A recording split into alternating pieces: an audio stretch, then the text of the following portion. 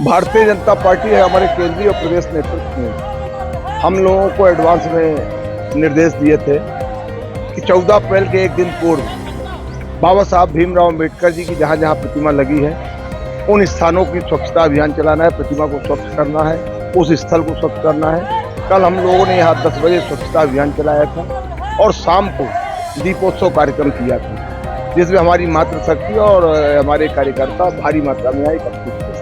आज भारतीय जनता पार्टी ने बाबा साहब के जन्मोत्सव को, संविधान निर्माता बाबा साहब अम्बेडकर जी की जन्म जयंती को मनाया और साथ ही उनके लिखे संविधान की प्रस्तावना का वाचन किया गया और कार्यकर्ताओं और आम नागरिकों के बीच में मिष्ठान वितरण किया। और भारतीय जनता पार्टी केवल एक ऐसा राजनीतिक दल है जो बाबा साहब के बताए हुए रास्तों पर चलता है और बाबा साहब के जो पंचतीर्थ थे उनको डेवलप करने का काम अगर किसी ने किया तो भारतीय जनता पार्टी ने किया। चाहे उनका जन्म स्थान महू रहा हो, उनका शिक्षा का केंद्र लंदन रहा हो, लंदन में भी जमीन खरीद कर उसको डेवलप करने का काम अगर किसी ने किया तो भारतीय जनता पार्टी ने किया।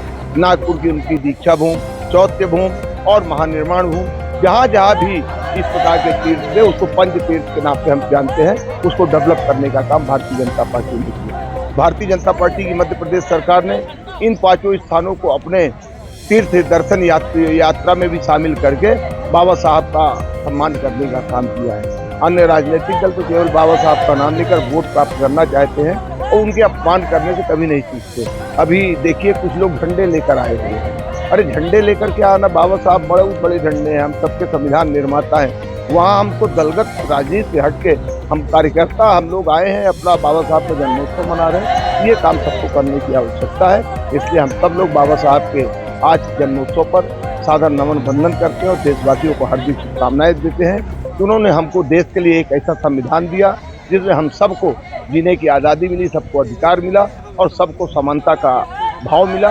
ये बाबा साहब ने दिया है, इसलिए उनको हम सत नमन करते हैं, वंदन करते हैं। आज के दिन की बधाइयाँ जाती करते हैं।